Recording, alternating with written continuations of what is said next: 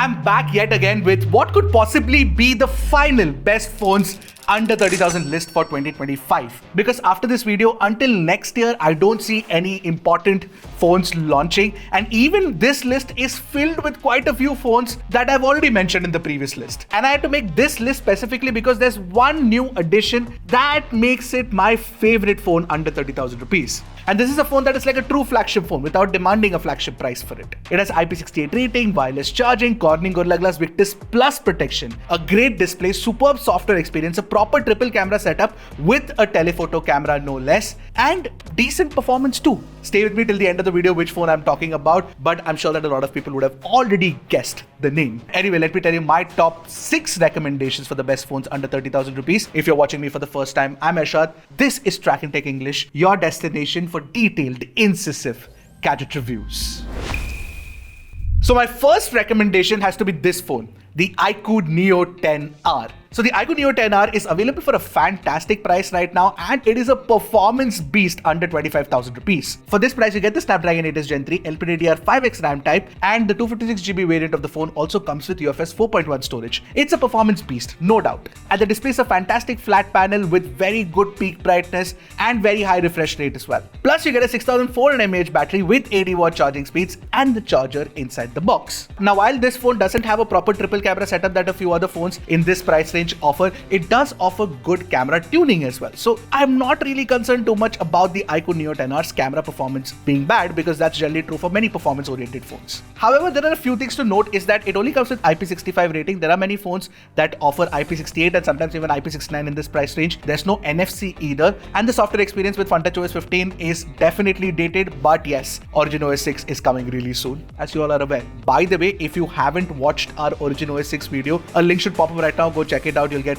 all the information there. Now, before I talk about the next phone in the list, let me tell you one thing is that Flipkart has this new product tagging feature. I'm sure that you must have seen it in a bunch of your favorite creators' videos. So what I'm going to do is, tag all of these products if they're available on Flipkart, of course, and you can directly go and check it out from there. And if you want to buy it, you can do that as well. And of course, if you like the kind of recommendations that I make, then go ahead, hit that subscribe button, give us your support. My next phone recommendation has to be this one, the Poco F7. The Poco F7 is the most affordable Snapdragon 8s Gen 4 phone in the market right now. Of course, it's a performance beast, and you get LPDDR5X RAM type, UFS 4.1 storage as well. So gaming is going to be fantastic on the flat OLED panel no less. And generally with Poco phones, you get a 12-bit panel with Dolby Vision support. So display-wise, it's fantastic too. And there's a large 7550 mAh battery with 90-watt charging speeds as well. Of course, the battery tuning could have been slightly better, but still, this large battery does give you very good battery longevity. And Poco is also promising 4+6 years of OS updates, which is fantastic too. But there are two distinctive problems with the Poco F7.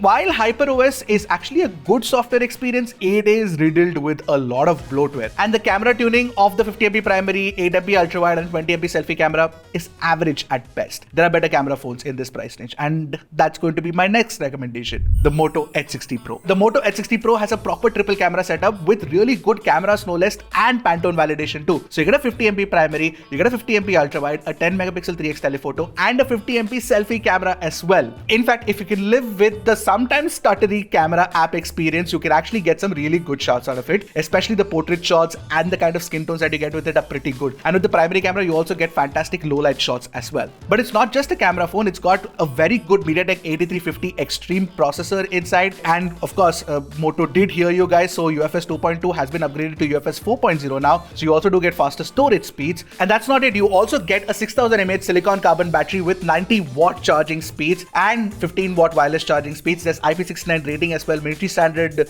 grade certification too. So all of the flagship features that you can think of, it's here. And that's not it, the H60 Pro is the only phone in this list that actually comes with a quad curved panel and a very good and very bright and very fast refresh rate panel no less. Now you must be wondering, wow, how are they managing to sell this for 25,000 rupees?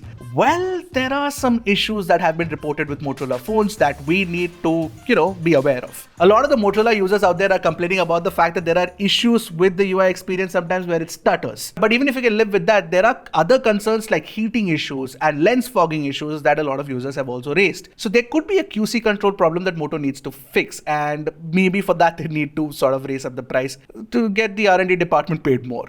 Alright, my next recommendation is a phone that initially when it launched, the OnePlus Nord 5, was like, this doesn't seem like a huge upgrade over the Nord 4. But what the Nord 5 does is that it gives you a very well-tuned, balanced experience for about 30,000 rupees. You do not get the best Snapdragon 8s Gen 4, but you do get the Snapdragon 8s Gen 3, which is very, very powerful. And of course, you do get LPDDR5X RAM type and UFS 3.1 storage. The display is good. The software experience is easily top of the line here. And of course, with OxygenOS 16, it's going to improve even more. And by the way, if you haven't watched that video, a card should pop up right now. And this time around, OnePlus has also tuned the camera well to actually take good photos. But yes, it doesn't have a triple camera setup, so there could have been a telephoto to improve that experience. And while it does have a large 6800 mAh silicon carbon battery with 80-watt charging speeds, no less, the battery tuning is good enough, but I wouldn't say that it's 6800 mAh level. I don't know what's really happening with all of these silicon carbon batteries. Just having the large battery is not enough. Optimization is also important, like we're learning every day. And that's where the iQOO Neo 10 actually kills it. It gives you a large 7000 mAh battery, but along with that, you do get fantastic battery life as well. And that's not it. The iQOO Neo 10 has the Snapdragon 8s Gen 4 as well, making it the most powerful phone in this list alongside the Poco F7. Obviously, the iQOO Neo 10 also has good cameras where it takes good photos. You do also get a good display and fast charging as well. The problem with the iQOO Neo 10 is that to give you that performance headroom, they've actually had to compromise on the IP rating. So it's not IP68 or 69, it's IP65. And fun touch OS experience, like I mentioned, it's average. But again, you can expect good with the OriginOS 6 update. And finally, to reveal the phone that I mentioned at the start, and that is the Samsung Galaxy S24 FE. Now, the Samsung Galaxy S24 FE is your proper true fan edition flagship. And as we all are aware that at the launch, it didn't make a lot of sense. But right now, for 30,000 rupees, it's a very easy recommendation, right? So you do get the Exynos 2400E, and this is actually a very well-tuned Exynos 2400 processor, because generally with Exynos processors, you see heating and throttling issues, not with the 2400E. And it's also pretty powerful as well. That's not it. You've got the Samsung display goodness with proper dynamic AMOLED 2X experience. You also do get 120Hz refresh rate, very good brightness as well. But more importantly, I think that the S24 FE has to be my favorite camera phone in this price range because it's a proper flagship camera tuning that you get. So you get a 50MP primary camera, 12MP ultra wide, 8MP 3x OIS telephoto camera, and a 10MP selfie camera on the front. So the kind of results that we got with it, we really, really like it. Plus, of course, since it's a proper true flagship, you also get Corning Gorilla Glass Victus Plus protection, IP68 rating, wireless charging. So yeah, it's like the Moto H60 Pro,